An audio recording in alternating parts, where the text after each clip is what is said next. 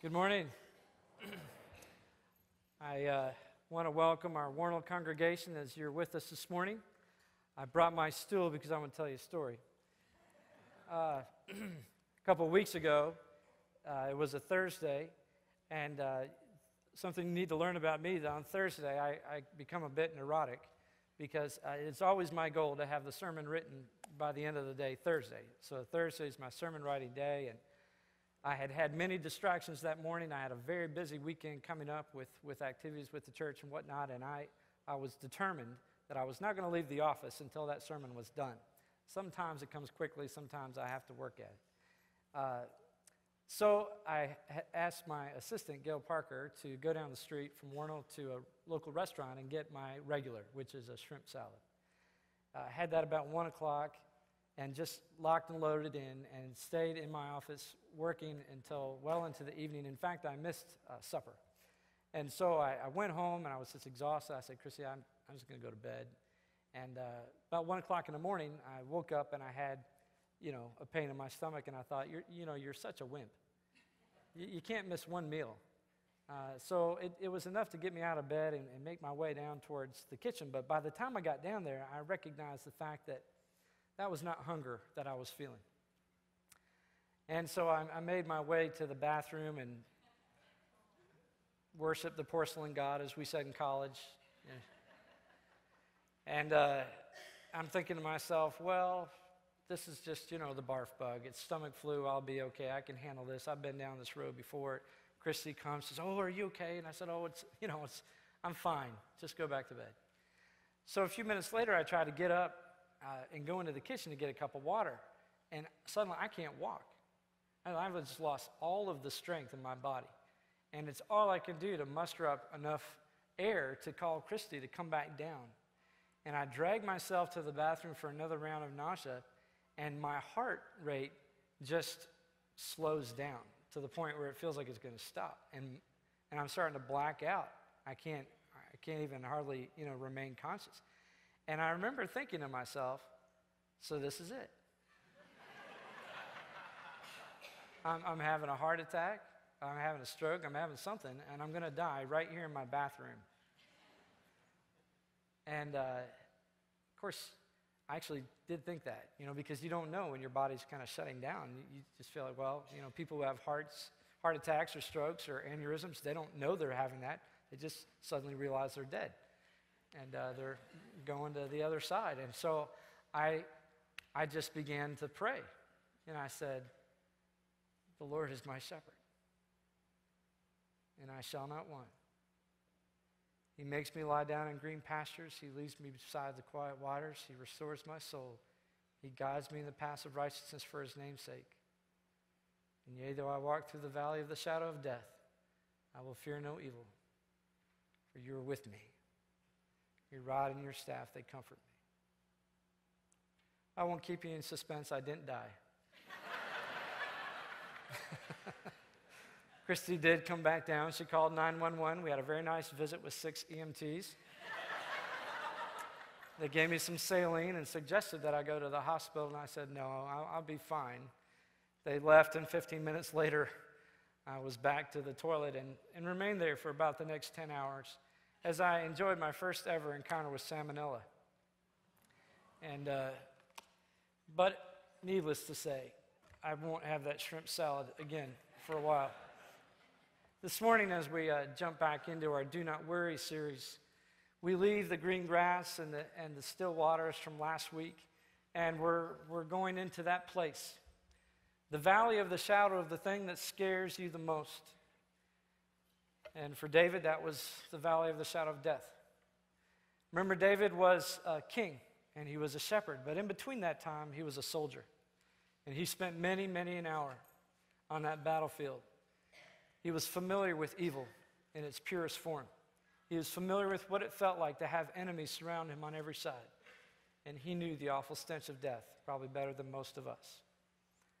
And yet still, in light of all of that, he says these words in Psalm 23, and I'd ask you to just say it with me. We throw the words up there on the screen. The Lord is my shepherd, and I shall not be in want. He makes me to lie down in green pastures. He leads me beside the quiet waters. He restores my soul.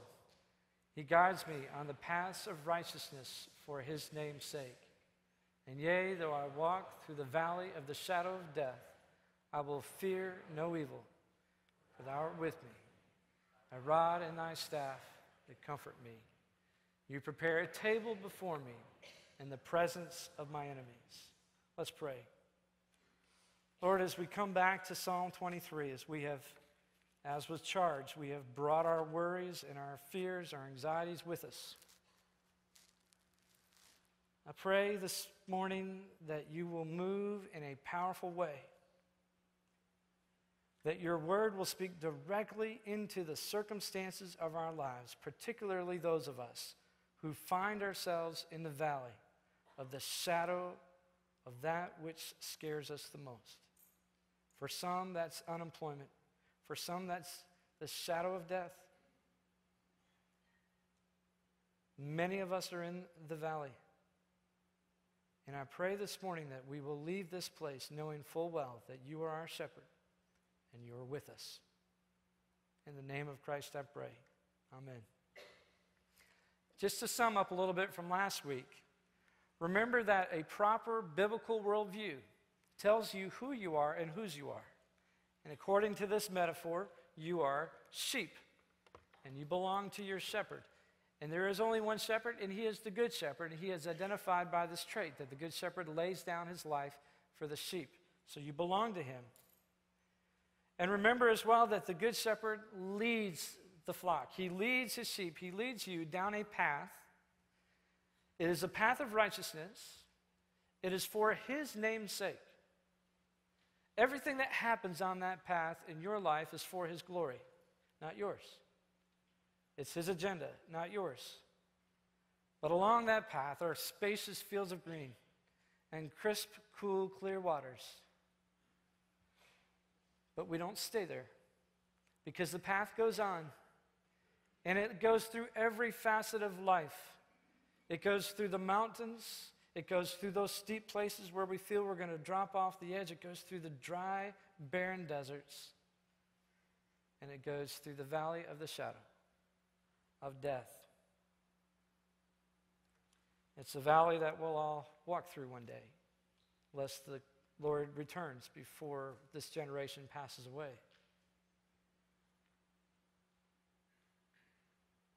And David says, I don't really care what happens. Whatever the future brings, whatever's happened in the past, this I know, the Lord is my shepherd, and I shall not be in want. And remember that our hope is not in the sufficiency of all the stuff that'll be there for us. It's in the sufficiency of the shepherd, who will always be with us, who goes before us. The shepherd is our shepherd, and that's enough. And that's easy to say when we're comfortable in the lush grass and drinking from the cool waters, but how does that hold up? How does our faith hold up when the threat of death is upon us? When we're face to face with evil, when enemies surround us on all sides, how will we respond? For most of us, if we're honest, we would have to say that we worry a lot. And remember, we're not talking about worry just as a feeling. We're talking about worry as a verb, worry as an action, as a behavior. We stew upon those things that have happened in the past that we can't change. We stew about those things in the future that might happen that we have no control over. And we fret and we worry and we let our imaginations go wild, and we simply become enslaved to our fear and our worry and anxiety. And some of you say, I don't have that problem. Maybe. But when you turn the corner and you're in the valley of the shadow of death, you may find yourself knocking at the knees. And here's what I want you to see right away as we look into this psalm, is that the psalmist, David, does not deny that these worrisome realities exist. He doesn't deny that there is evil. He doesn't deny that there are enemies. He doesn't deny that death is a big deal. It is. And for those of us who struggle with worry and anxiety, nothing is more irritating than people saying, I don't worry about it. Guys, focus. Husbands, pay attention. All right, here's a little bit of free marriage counseling for you. You telling your wife that she's a worrywart and that she worries too much and saying something really astute like, "Oh, you shouldn't worry about that." Not only is that not helping your wife not to worry, but if you keep saying that, you will have something to worry about. All right? You can't simply dismiss people's worries and anxieties by saying, that'll never happen. You don't need to worry about that. The truth is, there are some worrisome realities in the world, and the Bible is very aware of that. God's word speaks very honestly about those things. There's disease, there's rape, abuse, injury, betrayal, slavery, starvation, the sudden death of those people we love. There are many things in this life that are worrisome in their nature. And when we turn the corner on this path and we enter into the place of one of those things, we're in the Shadowlands. The Shadowlands. And let me tell you something. I don't care who you are.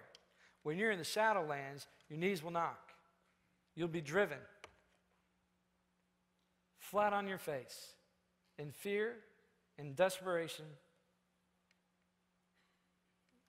And it doesn't matter how strong your faith is. When you enter into those places, it's unnerving. To deny their existence, to deny the real presence of those things that are fearful, that are worrisome just by the fact that they exist, would to render ourselves completely irrelevant to the world out there who we're trying to reach with the gospel of Christ. Let's not deny that worrisome things exist. The Bible doesn't. But David writes these words in the psalm. And I love the way he anticipates that the reader or the hearer of the psalm, after the first 3 lines, is going to say, "But you don't know my life. You don't know my circumstances. You don't understand. You've not been where I am." And in the great King James Version, David goes, "Yea, though I walk through the valley of the shadow of death, I will fear no evil." That word "yea" is neat. In the Hebrew, that word is bam, and it literally means also, even, indeed, moreover, yea. And the next word, though, is the word gzir, and it literally means when, if, and though. So David is saying, yes, indeed. Moreover, in addition, even though, even, yes, when I walk through the valley of the shadow of death, I will fear no evil. The Hebrew dictionary describes the word gzir as concessive, which means it concedes the point. It's not a matter of if, it's when. It will happen. It's unavoidable. You know, if the 23rd Psalm was set to music, which it has been many times, but if I were going to set it to music, and obviously as it just reads, if you're listening to this as a psalm, which is a song, it begins with this powerful, with the cymbals and the drums and the trumpets blaring, only to say, "The Lord is my shepherd, and I shall not be in want." We get into this beautiful major chord and this beautiful imagery of the green pastures and the still waters. But when you get to verse 4, the violin's going, because we enter into this minor chord. It's spooky, and it's scary, and it's dark, and it's all the things that we fear, and the tension is created. And it happens like that, one verse to the next. And guess what? In life, it happens just like that. I told you on Easter Sunday about losing my brother-in-law, Kyle, at the age of 29, Christy's only brother. At the moment we received that news, where were we? We were in Breckenridge on vacation with our best friends in a beautiful place, 2 beautiful days of skiing. We were in the major chord. Life was good. At 6:30 in the morning, one phone call, the violin started playing. The minor chord set in, and all of that drama, and all of that fear, and all of that intensity, it happens like that. And many of you who've lived long enough, you know exactly what I'm talking about. The road of life inevitably leads through the Shadowlands, this path for his namesake. It goes there. David says, "Yea, though I walk through the deepest darkness of the most dreaded Shadowlands, I will fear no evil." He's not denying that the evil exists. It does. But David says, "I will not fear it. I will not give it power over me. I will not entertain thoughts of how it will undo me or destroy me. I will not linger there. I will walk through it." and I will not worry. Why? For thou art with me. Now pay attention, because this is no little thing. The first 3 verses, David is casting a vision for the fact that he shall not be in want. Why? Because my shepherd's out there, and he is the Lord, and he leads me, and he guides me, and he makes me lie down for his name's sake. That's all third person. The imagery is that the shepherd is out front, and he's leading the flock down this path, and he makes us lie down, and he takes good care of us, and we won't be in want because he's our shepherd. But now that we're in the Shadowlands, watch what happens. The shepherd's no longer out there. He is right here. David says, the reason I'm not going to fear evil, the reason I'm not going to get just totally wigged out about this bad news that I just got, that I'm in this dark place, that enemies are all around me, that I'm even facing possibly my own death, the reason I'm not going to worry is not because you're out there. It's because you are right here. You are with me. Second person. Very familiar, very intimate language. You are with me. Everywhere you look throughout Scripture, you will hear these words repeated over and over and over again. God says through just about every single prophet, do not be afraid, I am with you. The ultimate expression of God with us is Jesus Christ, the incarnation of God himself on earth, flesh and blood. Emmanuel, God with us. And what is the last thing he tells us? The last thing he wants us to never, ever, ever, ever, ever forget in Matthew 28. Lo, translation from the Greek. Pay attention. Heads up. Don't miss this. Focus. Lo, I am with you. I am beside you. I am around you. I am in company with you. I am for you forever. No matter what comes, no matter what the circumstances might be, until everything is complete, till the very end of the age and beyond, I am with you. Now, the mere words of our shepherd, of our God and Lord, saying, I am with you, should be enough to dispel some of the fear in that dark place that you're in. But, you know, David knows about shepherding. And he unpacks something for us that is very significant. He says, for you are with me, your rod and your staff, they comfort me. Now, a good shepherd in the Middle East, very much like a good shepherd in countries today that are very pastoral, they would carry with them not one thing, but 2. One is a staff. Carry in your left hand. It's what you imagine of a shepherd's staff. Maybe it's got a crook on the end, maybe it doesn't, but it's a staff. And the other thing is a rod. And I put it on my table and walked right out without it this morning. But when I was in Kenya, if you're in central Kenya, when you drive down the roads, you'll see these men dressed in bright red garb, and they're Maasai, that's the tribe, and they are shepherds. And that's just what they do, and they've done it for literally for hundreds, even thousands of years. The Maasai tribe has lived exactly the same way. And they have huge flocks of sheep and cattle, and you'll see them, they'll have that big long staff in their hand, but if you look closely around their waist, they'll have tied to their waist essentially what is a club. It's a heavy piece of wood, and it's got a big knob on the end of it. And this rod, this club, is used to defend the shepherd and his flock from predators. The staff has a different reason. The staff is to direct the flock. It is to some degree to discipline the flock, to keep them in line and get them where he wants them to go. And so, David says, your rod and your staff, they comfort me. Why do the rod and staff bring David comfort? Well, it goes without saying that the rod, this club, represents the strength of God. God is God. He carries a big stick. He is not to be denied. You don't trifle with the power of God. That's my shepherd. You want to mess with me? You got to go through him. And there's a sense of comfort and hope because God is so powerful. And his rod of the shepherd's hand will protect this flock. He will protect me. He is so strong. He's not to be trifled with. Romans 8, Paul says, if God is for us, who can be against us? Anyone? He says, who shall prevail against us? What shall prevail against us in light of Christ's love for us and his presence with us? Shall trouble or hardship or persecution or famine or nakedness or danger or sword? No. No. In all of these things, we are more than conquerors in Christ who loved us, who is with us. We don't need to be afraid. His rod comforts us. But then the shepherd carries with him a staff as well. And the staff is not for our defense. It is for our discipline.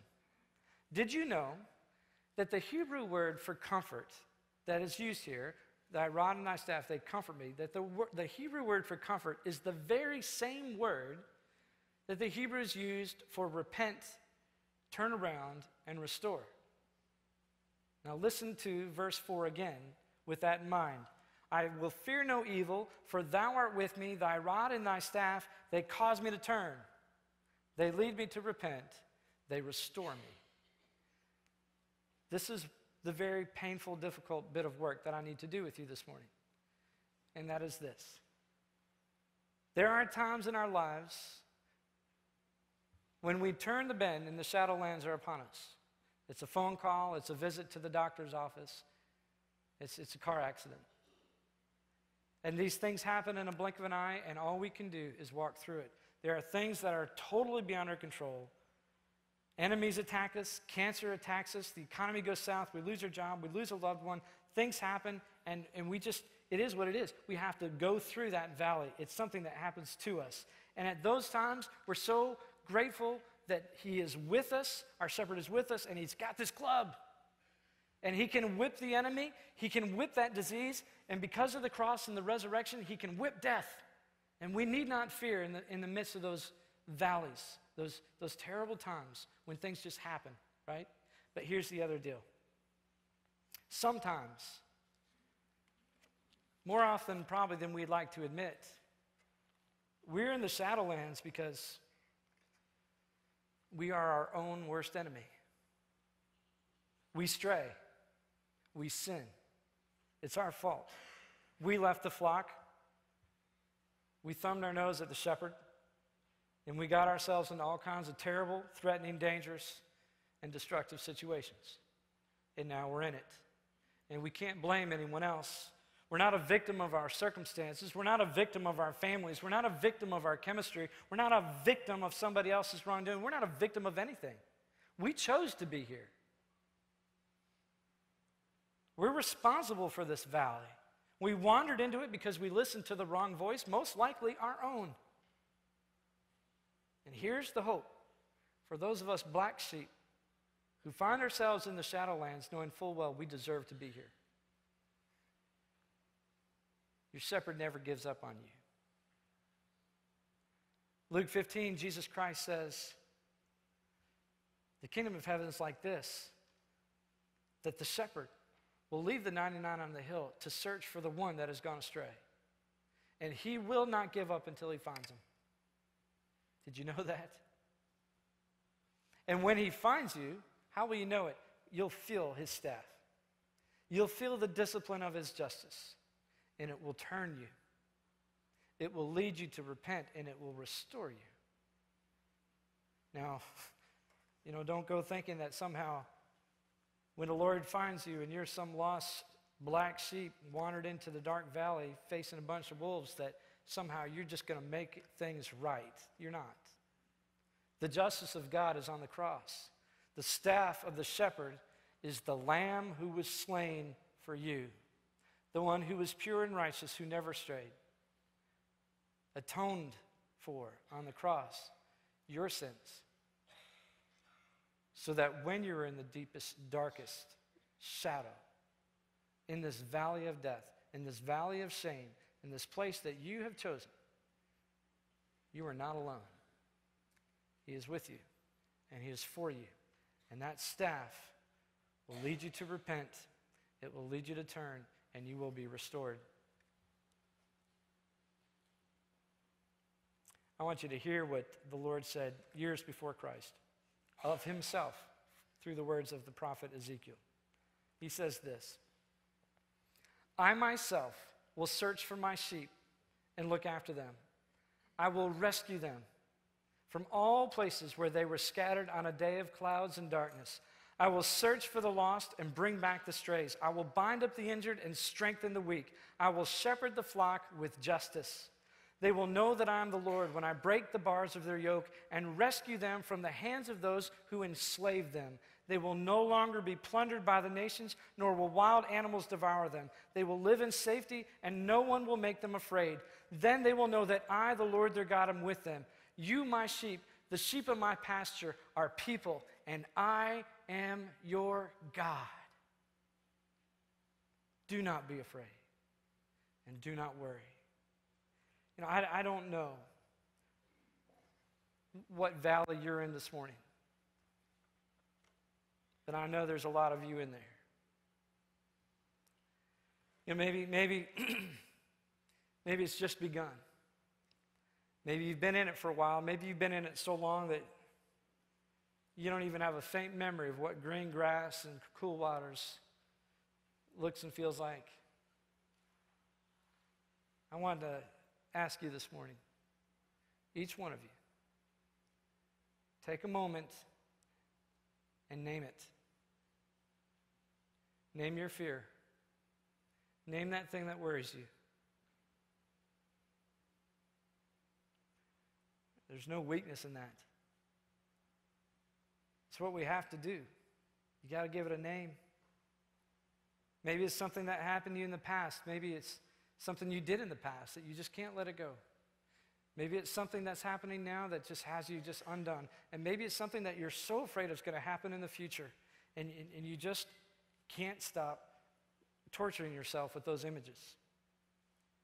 You know, for some of us, it's our own doing. We're in this shadow. We're in this terrible place. We've wandered into this place of where the enemies surround us on every side. We feel like we're going to get torn apart by the wolves. And somehow, we kind of feel like we deserve it.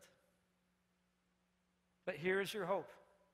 Those of you travelers on the path who find yourselves in this valley, here it is. The Lord is our shepherd, and he is with us. The rod in his right hand is for our defense. The staff in his left is for our discipline. Embrace both. John 10:28-29, Christ said, "My sheep listen to my voice. I know them and they follow me. I give them eternal life, and they shall never perish. No one can snatch them out of my hand." No one. Do you believe that? This morning I'm going to call you out. We've been talking about worry for a couple weeks now.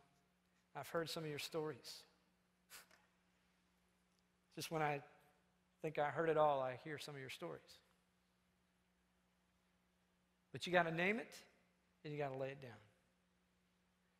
And at both of our campuses, we're going to close our service this way. I'm just going to ask you to come forward and lay your burden down. Give it to the Lord. He says, "Give me your burden. I'll take it. I am your shepherd. I am responsible. I will be with you. I will go before you, and you don't worry." But you got to lay it down. And this morning we're just going to close our service, and as you come, I'm going to sing over you. This is just a song that speaks all the words of Scripture from the perspective of the Lord speaking to you. And so let's pray, and then I'm going to ask you to come. Lord, as we close our service this morning, I can see it in the eyes of so many people, and I know it's true at both of our campuses. We are afraid, and we are covered up in shame or fear or worry because we are in the valley. Our enemies surround us. We are faced with evil, and we are possibly looking at our own death or those whom we love, and we're afraid, and we worry, and you told us not to. We need to know you. We need to know that you are with us, and we need to give you this burden that we've been carrying. And I pray this morning that each and every person who finds themselves in the valley will simply bring their burden and lay it down.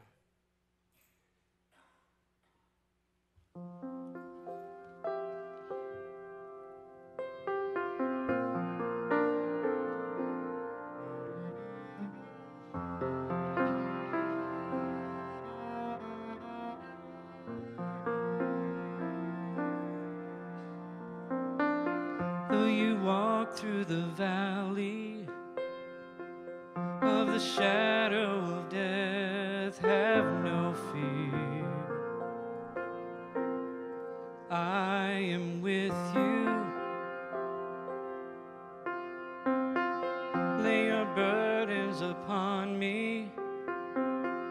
I will carry you through, have no fear. I am with you. Who can be against you when I am for you, watching over you?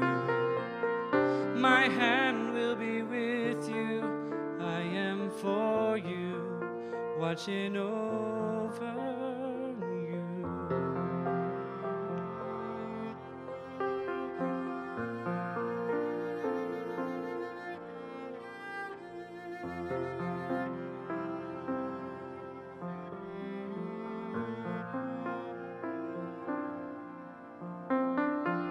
And though evil befalls you, my strength will prevail, have no fear. I am with you. I won't ever leave you, and my love will not fail, have no fear. I am with you. Who can be against you when I am for you, watching over you? My hand will be with you. I am for you, watching over you.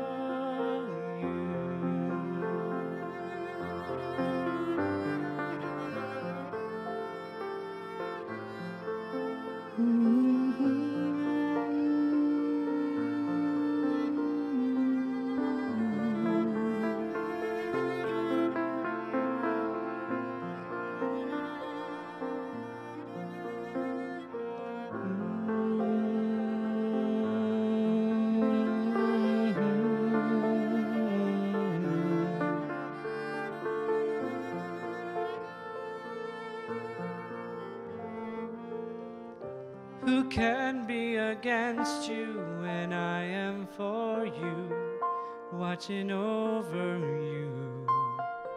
My hand will be with you. I am for you, watching over you. I won't ever leave you. I am for you, watching over you. Lay your burdens upon me. I am for you, watching over you.